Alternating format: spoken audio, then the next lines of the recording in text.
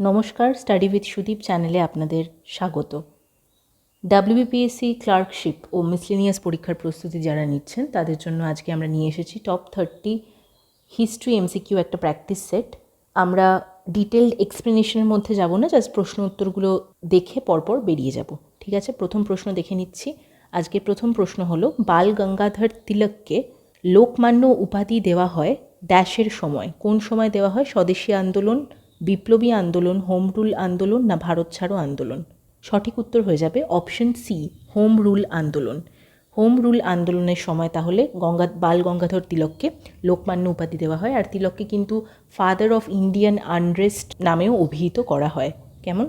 Next question, ভারতের আধুনিক ইতিহাসের রেফারেন্সে নিম্নলিখিত ব্যক্তিদের মধ্যে কে হেরাকা আন্দোলনের সাথে যুক্ত?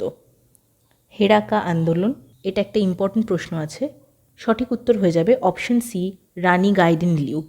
ঠিক আছে, এই রানী গাইদিনলিউ সম্পর্কে একটি প্রশ্ন এই বছরই 2023 ডাব্লিউবিসিএস প্রিলিমসে কিন্তু এসেছিল যে গাইদিনলিউ নামটা রানীকে কে দিয়েছিলেন, সম্ভবত এরকম একটা কোনো প্রশ্ন এসেছিল।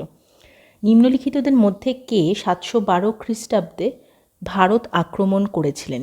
মোহাম্মদ ঘড়ি, মাহমুদ অফ গজনি আর কি, মোহাম্মদ বিন কাসিম না কুতুবুদ্দিন আইবক? সঠিক উত্তর হয়ে যাবে অপশন সি, মোহাম্মদ বিন কাসিম। 712 খ্রিস্টাব্দে মোহাম্মদ বিন কাসিম ভারত আক্রমণ করেছিলেন। অষ্টাঙ্গিক মার্গের ধারণা ড্যাশের সাথে সম্পর্কিত? জৈন ধর্ম, বৌদ্ধ ধর্ম, অশোকের ধর্ম না উপরের কোনোটিই নয়? সঠিক উত্তর হয়ে যাবে অপশন বি, বৌদ্ধ ধর্ম। অষ্টাঙ্গিক মার্গ বৌদ্ধ ধর্মের সাথে সম্পর্কিত। গান্ধী আরউইন চুক্তির ফলাফল সম্পর্কিত নিম্নলিখিত বিবৃতিগুলি বিবেচনা করুন।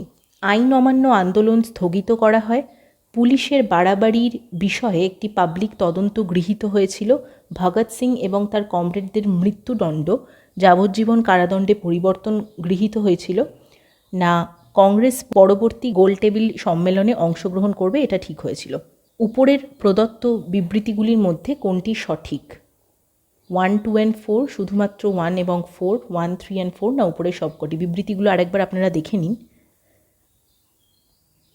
সঠিক উত্তর কিন্তু হয়ে যাবে অপশন ডি। ঠিক আছে, অপশন ডি হচ্ছে উপরের সবগুলি, অর্থাৎ প্রত্যেকটাই বিবৃতি কিন্তু এখানে সঠিক আছে। কেমন? নেক্সট কোয়েশ্চেন দেখে নিচ্ছি। কোয়েশ্চেন নাম্বার 6, বিখ্যাত বৃহদেশ্বর মন্দিরটি ড্যাশ এ অবস্থিত? কোথায় অবস্থিত? সঠিক উত্তর হয়ে যাবে কিন্তু অপশন বি, তাঞ্জাভুর। তামিলনাড়ুর তাঞ্জাভুরে অবস্থিত বৃহদেশ্বর মন্দির। প্রথম টেলিগ্রাফ লাইন ভারতে শুরু হয়েছিল ড্যাশ সালে? কত সালে শুরু হয় প্রথম টেলিগ্রাফ লাইন ভারতবর্ষে? 1851 হয়ে যাবে উত্তর, অপশন এ। এবং কোথায় শুরু হয় প্রথম টেলিগ্রাফ লাইন 1851?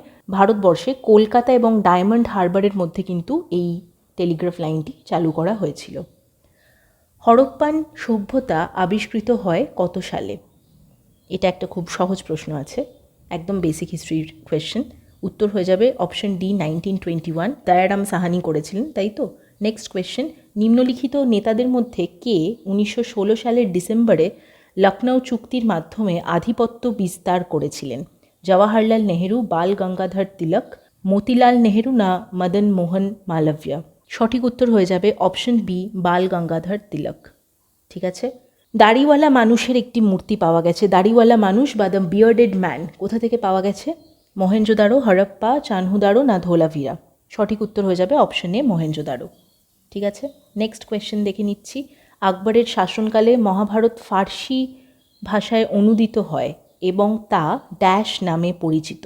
বহু আগে একটা প্র্যাকটিস সেটে কিন্তু আমরা এই প্রশ্নটা করেছিলাম, দেখুন উত্তরটা করতে পারেন কিনা মনে করে। সঠিক উত্তর কিন্তু এটার হয়ে যাবে অপশন এ, রজমনামা।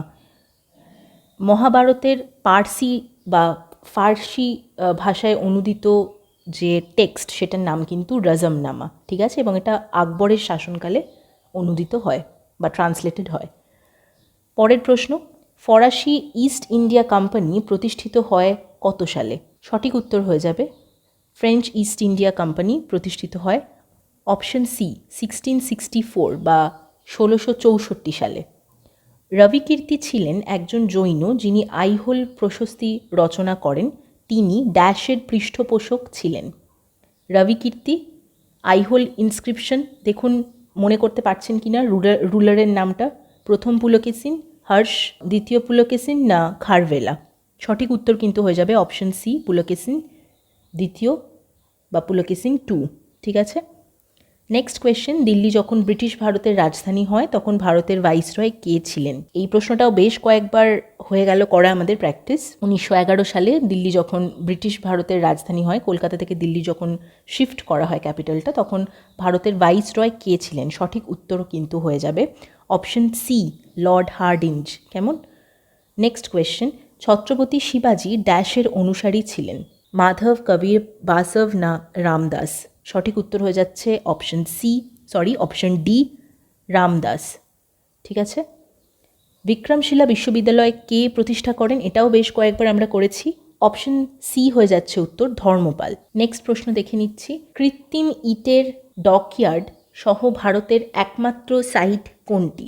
লোথাল, কালীবাঙ্গান, হরপ্পা না মহেঞ্জোদারো? ডকইয়ার্ড কোথায় পাওয়া গেছিল? সঠিক উত্তর হয়ে যাবে অপশন এ, লোথাল। তাই তো? পঞ্চতন্ত্রের গল্পগুলি কে সংকলন করেন? এটাও বেশ কয়েকবার করা হয়েছে। সঠিক উত্তর হয়ে যাবে অপশন সি, বিষ্ণু শর্মা। প্রাচীন পুষ্কলাবতীকে ড্যাশের মাধ্যমে চিহ্নিত করা হয়েছে? 19 নম্বর প্রশ্ন আমরা দেখছি, প্রাচীন পুষ্কলাবতীকে কিসের মাধ্যমে চিহ্নিত করা হয়েছে? সঠিক উত্তর হয়ে যাবে চারসাদ্দা, অপশন বি, পুষ্কলাবতী বা পদ্মনগরী। তাই তো, মানে গান্ধার যে আমাদের মহাজনপাদা ছিল তার রাজধানী ছিল এই পুষ্কলাবতী। 20 নম্বর প্রশ্ন দেখে নিচ্ছি, নিচের কোন রাজা চান্দাওয়ারের যুদ্ধে মোহাম্মদ ঘুরির কাছে পরাজিত হন? কোন রাজা চান্দাওয়ারের যুদ্ধে মোহাম্মদ ঘুরির কাছে পরাজিত হন? সঠিক উত্তর হয়ে যাবে অপশন বি, জয়চাঁদ। আর কত সালে এটা? 1194। আশা করি মনে আছে, 1194-এ যুদ্ধটা হয়েছিল। সঠিক উত্তর হয়ে যাচ্ছে তাহলে জয়চাঁদ। ঠিক আছে, নেক্সট প্রশ্ন দেখে নিচ্ছি, 21 নম্বর প্রশ্ন, শুং রাজবংশের প্রতিষ্ঠাতা কে ছিলেন? শুং রাজবংশের প্রতিষ্ঠাতা কে ছিলেন? পুষ্যমিত্র, জয়দ্রথ, কুনাল না বৃহদ্রথ? এটা হচ্ছে সুঙ্গা ডাইনেস্টি। ঠিক আছে, ফাউন্ডার অফ সুঙ্গা ডাইনেস্টি জিজ্ঞেস করেছে। সঠিক উত্তর হয়ে যাবে অপশন এ, পুষ্যমিত্রা। পুষ্যমিত্র সুঙ্গা ছিলেন সুঙ্গা ডাইনেস্টির ফাউন্ডার। তাই তো? আগ্রা ঘরানার মালকা জান কলকাতার নিচের কোন নবাবের দরবারে সঙ্গীত শিল্পী ছিলেন? এটা একটা নতুন প্রশ্ন দেখছি। আগ্রা ঘরানার মালকা জান কোন নবাবের দরবারে ছিলেন? উত্তর কিন্তু হয়ে যাবে অপশন বি, ওয়াজিদ আলী শাহ। ঠিক আছে, নবাব ওয়াজিদ আলী শাহের দরবারে তিনি সঙ্গীত শিল্পী ছিলেন। নেক্সট প্রশ্ন দেখে নিই, নিম্নলিখিত ভারতীয় গায়কদের মধ্যে কে রাগ সারিতা লিখেছেন? এটা খুব সহজ প্রশ্ন আছে, বেশ কিছু কম্পিটিটিভ এক্সামে কিন্তু আমরা এটা দেখেছি, খুব মানে চেনা প্রশ্ন এটা। উত্তর কিন্তু হয়ে যাবে অপশন সি, CR ব্যাস বা চিন্তামান রঘুনাথ ব্যাস। ঠিক আছে, অপশন সি হয়ে যাচ্ছে উত্তর।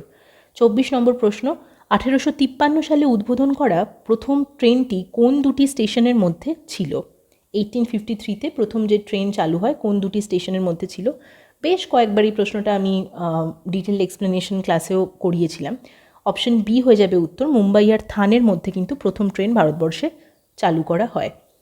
পরের প্রশ্ন, 2020 সালে সরস্বতী সম্মানে কে ভূষিত হয়েছিলেন?